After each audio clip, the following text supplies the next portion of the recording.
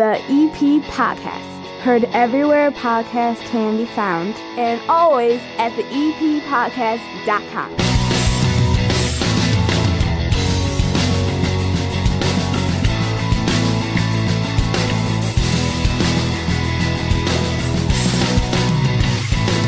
A very special edition of the EP podcast on a Friday as round one of the Battle of Evergreen Park is in the books. It took 4 days, 2 days of voting for each side of the bracket, 32 entrants whittled down to 16. And I've got your results going into the weekend as we get ready to whittle them down more beginning on Monday morning. Plus, I'm sitting down with the brand new Superintendent of District 231, that's Evergreen Park Community High School, Michael Riordan, sitting down here at the bar to talk with us on the EP podcast. The first round results, the interview, and everything here brought to you by the First National Bank of Evergreen Park, who invest in the Evergreen Park community because they love this area as much as you do. Their Total Access checking account gives you free ATMs nationwide and a $300 bonus with qualifying activities. Paired with their mobile banking tools and award-winning customer service, switching to a true community bank has never been easier. My daughter the other day had a gas station not only charge her for the gas, but they put a $126 hold on her account and overdrew it. With other banks, that would have been a disaster. We got a phone call. The guy over at the branch right there at 95th and Pulaski took care of it, reversed everything, no charges, no fees. He was in her corner with the incident. That's why you want to get over there to 95th and Pulaski right now. Switch to your community bank, the First National Bank of Evergreen Park, member FDIC.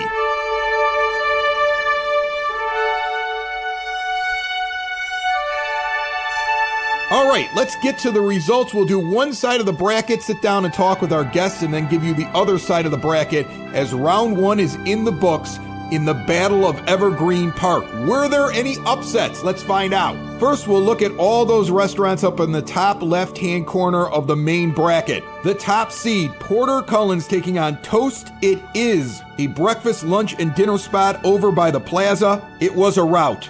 Porter Cullen's taking 96% of the vote and knocking out the 16 seed on that side, and they advance to the Sweet 16. Tavern in the Green will meet them there. They took care of Chai Tung with over 60% of the vote.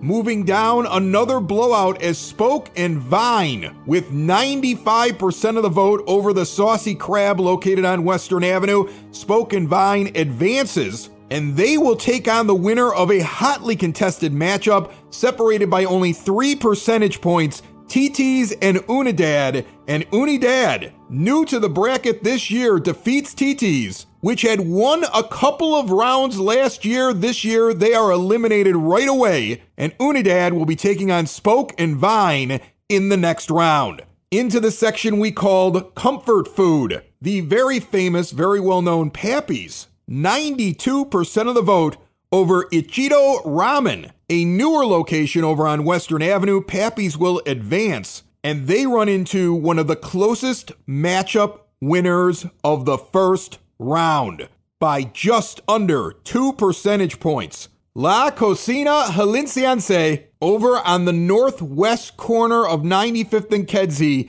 beats out Wojo's, an establishment right across from Brother Rice. I know a lot of people know it.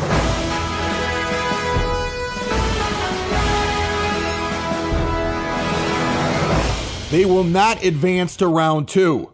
And then there was the desserts and ice cream bracket. It was close, but the local little ice cream shop, Cravings, beats Oberwise, and they will advance to take on last year's runner-up in the entire contest. Wolf's Bakery advances over Small Cakes. Again, all of these winners have to get right back at it on Monday morning. Check all of the social media for the EP podcast, especially the Facebook, the website, theeppodcast.com, and Instagram. The other side of the bracket in just moments, but let's get to our guests now.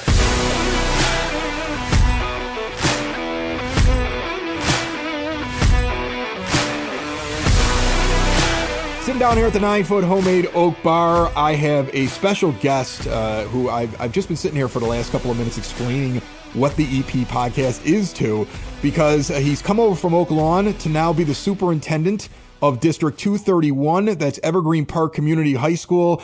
Michael Riordan is here. How are you?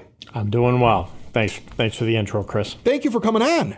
So you're the big boss now. How quickly did this come together? Because I think there were people that know things about the high school or around the high school. Like, I've talked to so many people over there, and it was quick. All of a sudden, Tom O'Malley was leaving. He decided to retire, and then they were in a search, and now you're in the door. And I think they brought you out of retirement to do it, right?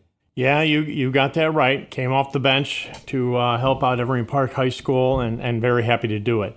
My understanding of what happened last spring was Tom made that decision to retire, and the board did what they could to do a search and see if they could find a highly qualified candidate to fill that role. They were not happy with, they didn't find that right person for Evergreen Park High School. And so they made that decision to get through this coming school year with an interim situation, and got a call. I got a call from the board president, Mary Zofke, who I had worked with previously at the Arrow Special Ed Co-op. She asked me how retirement was going. It's about a year into it by then. And then she asked me if I would be willing to come out of retirement for a little while to help out Evergreen Park.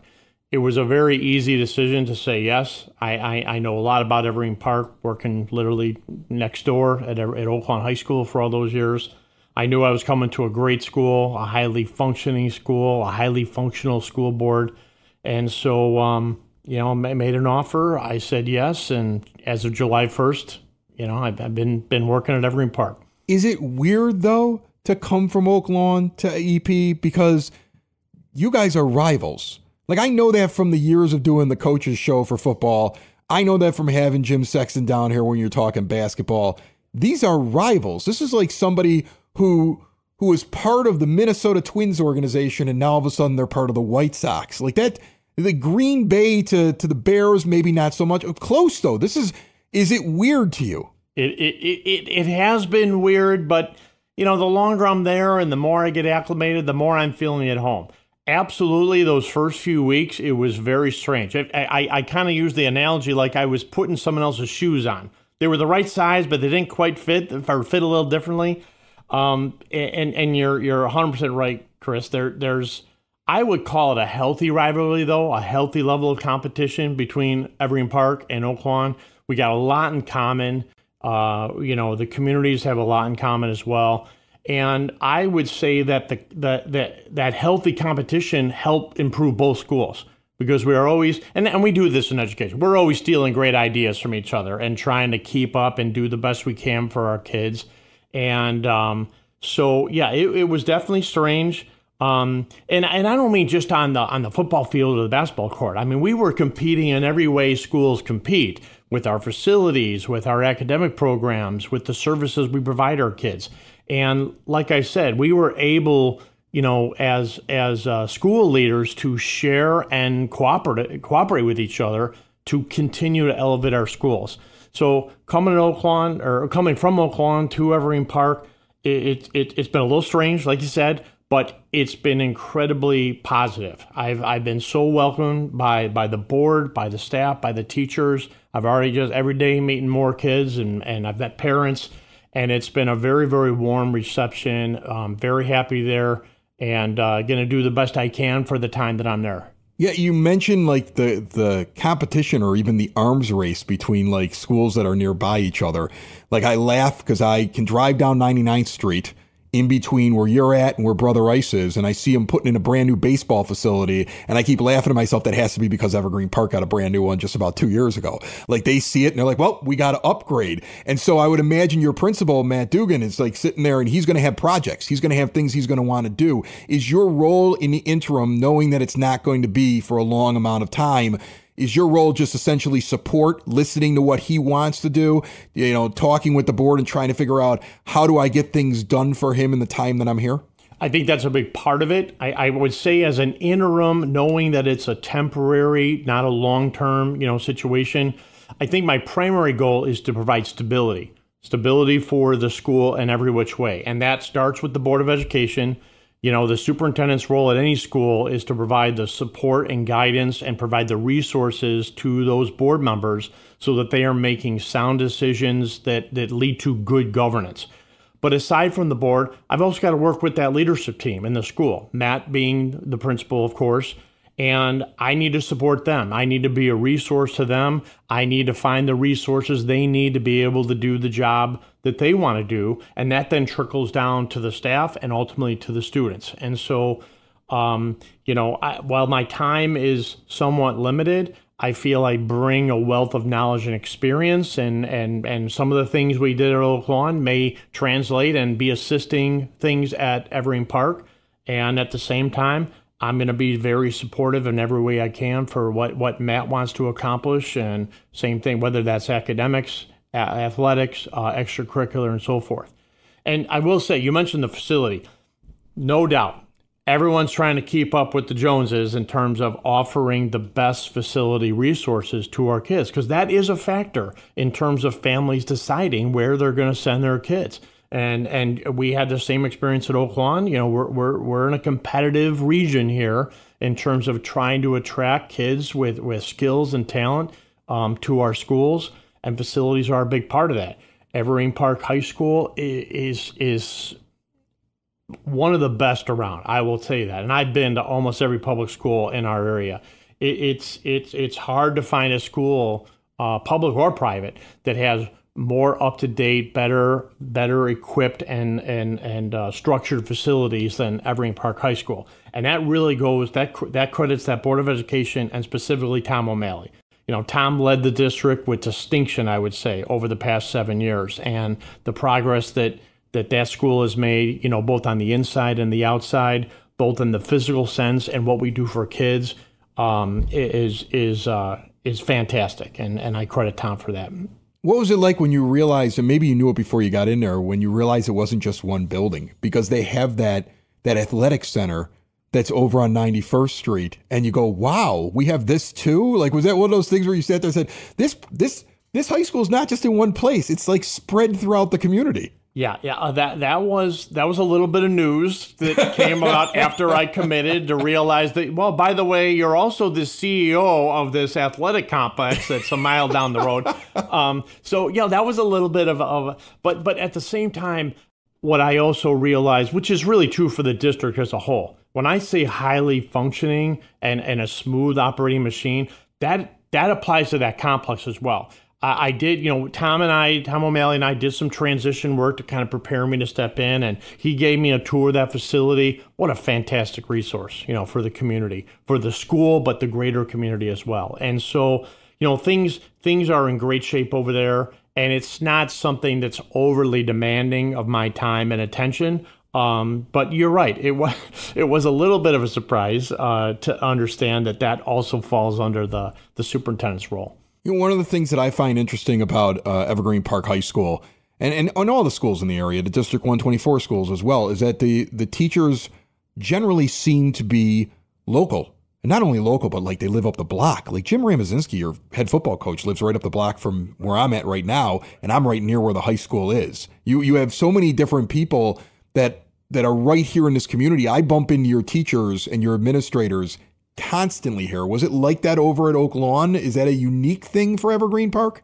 I don't know, if it's unique to Evergreen Park or Oak Lawn, but I would say both schools, if you look at the percentage of staff members that are graduates of the school, it's a pretty significant number. And I'm talking both the teachers and the support staff and up and down the line. So I think that speaks really to the stability of the community, and that people that have grown up here have chosen to stay here and raise their families here. I think what you see with the teachers is kind of something you observe across the board in this community. And Oak Lawn was the same way. We had a ton of people that lived very close by, and a lot of our teaching staff were graduates as well, just like at Evergreen. Is there something, before I let you go, is there something that you already kind of have permeating in the back of your mind? Or is this more of I'm just here, if it's not broke, don't fix it? But I mean, I would imagine you walked in and you were like, it'd be great, and you had an idea. Because I think anybody that's been in your position or is in charge of something, they think of that right away. They go, this is awesome, but it would be cool if we did this too. Do you already have that kind of formulated? Not on a grand scale, Chris. I mean, because again, I wasn't walking into a problem situation that needed to be fixed. Right. Yeah, I mean, that's the nice thing about it. That's probably why you came out of retirement. If they would have been like, hey, we want you to come take over this problem school, you'd be like, I'm retired. You got that right. And like I said earlier, it was an easy decision to say yes to board president Mary Zofke when she made the offer, because I knew I wasn't walking into some kind of hornet's nest. I knew I was walking into a great school. So on the grand scale, no, there's no major, initiatives or issues that I have to kind of come in and fix or clean up or change significantly. But I will say this, I come in as a fresh set of eyes. I see how the school deals with certain processes. For example, one thing that came up was, there's a pretty rigorous enrollment process for families that enroll their kids at Evergreen Park. Yes. To make sure that they are legitimate Evergreen Park residents. Because people want to come to this school. People want to come to that school. Yes. And being next to the city and other places, people will sometimes, do what they can to get their kid in the door, even if they don't legally, are not entitled to that free public education at Evergreen Park High School. And so, we had some practices at Oak Lawn because we had some of those same issues. And that's just one example of just tightening up maybe some procedures that again, I wouldn't call them broken, but maybe can elevate. And there's been a few little things like that just in my first 6 weeks that I've worked with the leadership team on, and I expect that to just continue as the year goes forward. Mike Riordan is the new Superintendent of District 231. He's nice enough to have joined us here on the EP podcast. I don't know if you're aware of it as a newcomer to the EP scene. We're right in the middle of the Battle of Evergreen Park, all these different restaurants that are going head to head to try to figure out who's the best. Last year, Rosangela's won. Pretty close with Wolf's Bakery. I didn't think the bakery and the pizza place would be there at the end, but it was a strange fight at the end to find a winner. Do you have any favorites here in Evergreen? Do you have any place you like to hang out in? Well, those two places you just mentioned, I've spent a lot of time in, a lot of my money in. So I'll have to get online and vote. Okay. And I'll probably be voting for Rosangela's. There you go, Mike. Thanks so much. Thank you.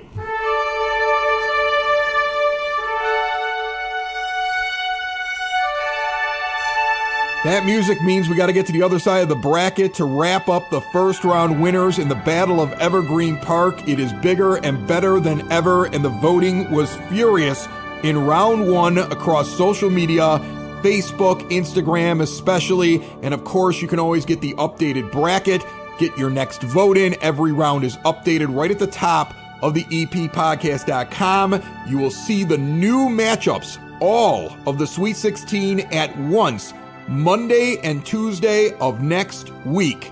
And the easiest way to vote is go to the EPPodcast.com. You'll see a little green banner right up at the top that says vote in the Battle of Evergreen Park. Click on it and pick all your winners. I'm going to save the pizza bracket for the end on this one. We're going to go over to the Plaza, the apparel at the Plaza category, a brand new one. Advancing to meet each other, Macy's beats DSW, TJ Maxx over J. Crew. They will match up to find out which is the best apparel spot in Evergreen Park before they have to advance into the Elite Eight and run into the winner of the Fitness Pod. Core Fitness and Physical Therapy advanced into the Sweet 16 over the Stone Age Athletic Club, located at about 102nd, maybe 101st in Kedzie. And Worry Taekwondo narrowly beating Aries Jiu-Jitsu to advance as well. Now on to my favorite part of the bracket, and that is beers and breakfast. Two breakfast spots going head-to-head, Bialys Cafe and the Golden Griddle. And new to the tournament, Bialys wins with 80% of the vote over the Golden Griddle. They will advance. That is the breakfast side. As far as bars are concerned, Heart's Saloon by 2 votes. That is the narrowest one. 2 votes. Beats the American Legion and advances to take on Bialys in the Sweet 16.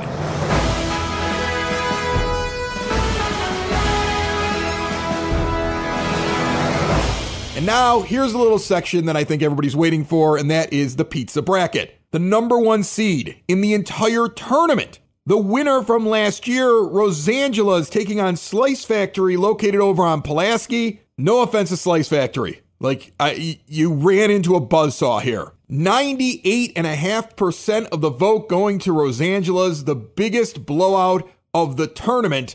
They, of course, advance. They take on the winner of Durbin's and Baracos. With 72% of the vote, Baracos advances for a very interesting Sweet 16 matchup as Rosangela's will take on Baracos head-to-head, something we thought was going to happen at some point last year, but it never materialized as they had to get deeper into the bracket, both of them, to get that head-to-head matchup. That is one to look for on Monday morning. Again, all of these 16 winners, congratulations, and thank you to the other 16 for competing, and thank you to all of you for voting, and it gets more intense on Monday. Monday and Tuesday, the round of 16 will be whittled down to 8. Wednesday and Thursday of next week, 8 become 4. It's moving quickly. It is really an awful lot of fun to watch everybody go out and vote. And again, social media, your Instagram, your Facebook, you're going to get notifications, you're going to get updates, and you can always just go check out the latest matchups to get your votes in